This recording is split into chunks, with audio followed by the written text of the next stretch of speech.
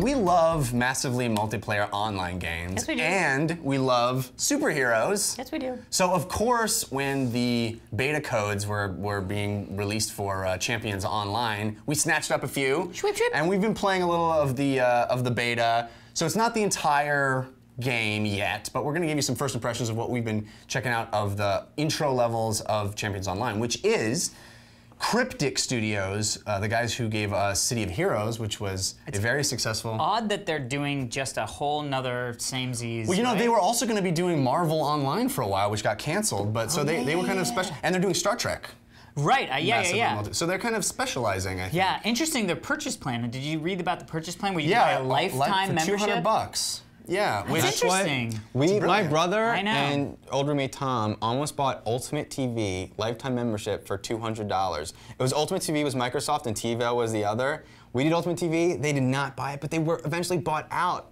We could have had free TiVo for the rest of our lives. See? Are you kidding me? That's the bet you're System making. works, yeah. And if enough people do it, it funds. But when you buy the, I was going to say, when you buy the lifetime membership, you get access to the closed beta for Star Trek Online. Interesting. That in and of itself may be Test worth the game $200. out before, but Well, let me we'll talk a little bit awesome. more about Champions Online, which is based on an old pen and paper role-playing system called Champions, which I dabbled in a little bit when I was a kid because I was so in love with superheroes.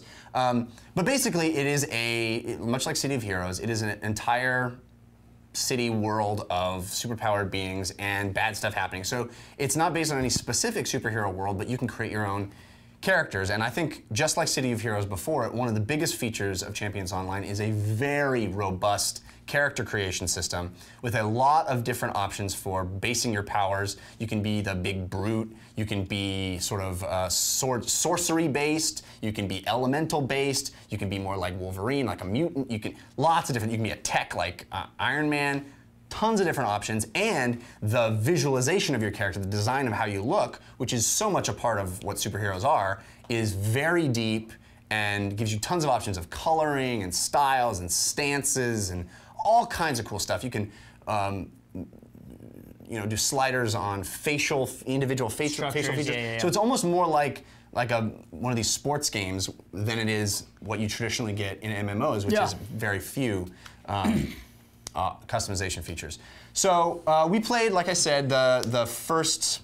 There's a starting area that you enter where you go up to level 5 or 6-ish, and then once you leave that area, you get your travel power, which is very cool. You can do flight or acrobatics or all kinds of stuff. So Dan, what kind of character did you pick, and what was your experience like?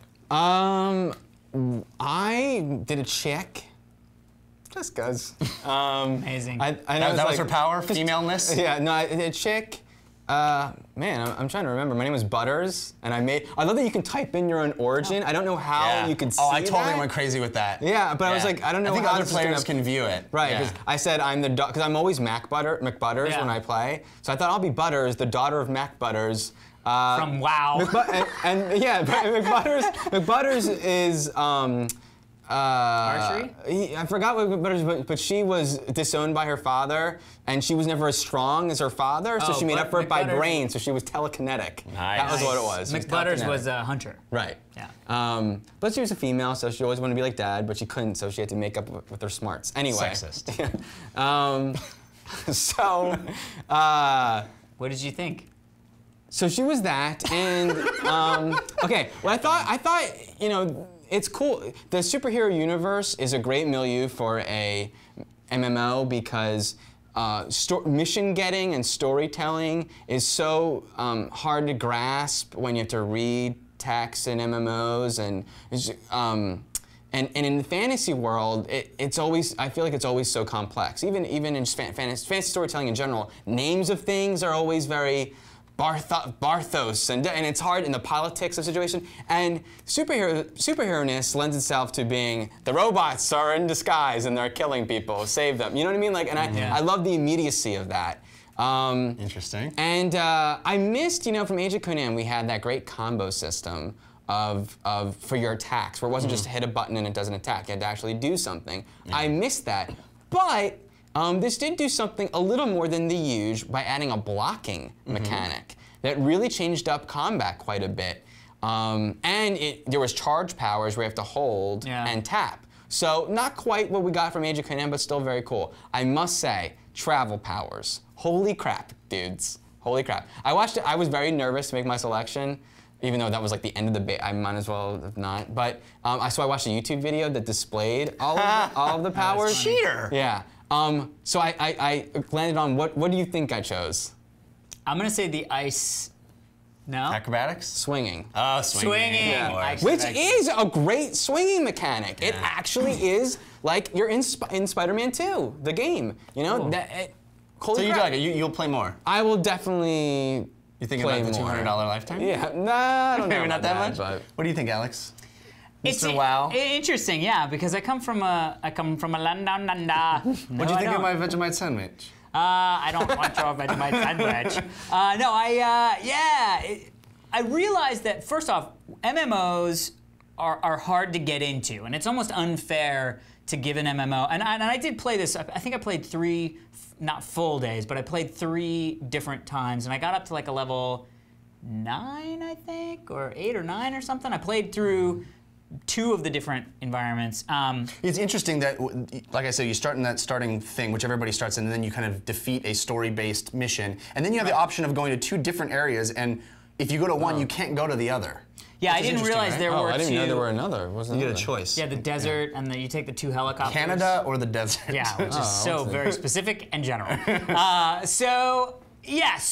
Okay, so let me just get my concerns out of the way. First off, my game was very, very laggy. Very laggy, surprisingly Beta? laggy. Beta, yes, but very close to launch, so I was very nervous. So I had to fight through the lagginess, which is never really a get you off on the right foot. And I was like, well, maybe it's my graphics. So I turned the graphics all the way down. It was still laggy, and I was like, okay, maybe it's not.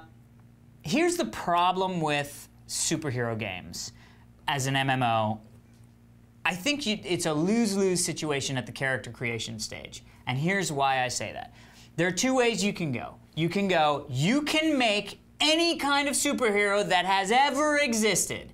And then what you're presented with are these massive decisions that you can't unchange. You can't go, well, I was an archer guy and I got 8 levels into the archer guy, but I really sort of was bored with that, and then some guy came over and started going bang, bang, bang, bang, and I was like, yeah, that guy. You can make a new guy. You could make a new guy, but I'm gonna say, but or girl. It could take 30, 40 Sexist. tries. Whereas with most MMOs, you start out, it's like, here are the 6 or 7 classes that you can get, and you can kind of figure out what you want to do, and if it doesn't work, it's like, oh, okay. If you go the route of usual MMOs and say there are 6 different superpowers you can get, superhero fans are gonna go, F you guys, I wanna be able to totally customize my guy, I wanna be a guy who shoots ice for no reason, you know? If you do what Champions has done, you're gonna get a lot of people who are like, it's too many options at the get-go. For me, it was just too many options. So I chose, I was all right with it. But I ended up playing this guy up because I was like, I don't want to go back. This is the beta. I don't want to go back, but I didn't really dig what was happening. So there was a negative for me. It does the same thing that Age of Conan did, that D&D Online did, that Star Wars Galaxies didn't do, and WoW didn't do. So it can't be a technical thing, because years ago they weren't doing it, which is instancing everything. And for me, that totally pulls me out of the game. If I'm going into a door and it goes, do you want to go into session 1, 3, 4, or 8? There are 32 people here, 12 people here, 16 here. And now I'm not playing the game. It didn't do it. It did. Every time I walked into the different leveling session. Well, it would. Once you get to the next level, every time you go into the leveling area where you get by your skills, it asks you which leveling area do you want to go to, which way back do you want to go into. So it just, every cave you went into. So to me, that stuff pulls me out, and maybe I just am not an MMO developer, and so I don't understand why that has to happen, because the 2 MMOs that I played beforehand, it didn't have to do that. And I know it's one of those things where once you group up, then it's fine. But I love, like in WoW, you're sitting around and people walk by that are in your guild, and you're like, oh, hey, what's up? What are you doing? Literally because they walked by you and you saw their name, and you're like, oh, what are you doing? From a gameplay standpoint, fun? Fun enough. Yeah. Fun enough. And what kind of character did you play? I was an archer. Sort of Hawkeye or Green Arrow type. Yeah, Deadpool maybe. No. Not really. That's cool. So it was. There definitely was some enjoyment. I don't know if I was in love with the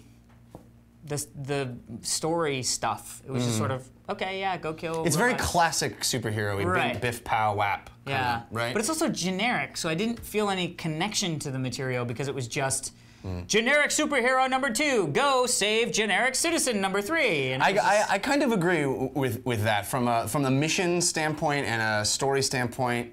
That first big story introduction area is a alien invasion, and it didn't feel particularly exciting. I liked it. I liked the character creation. I could spend hours and hours and hours doing it. I developed a kind of an Iron Man type guy named Hot Swap.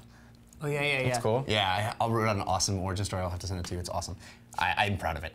Yeah, and I got jet boots as my travel palette, which was awesome.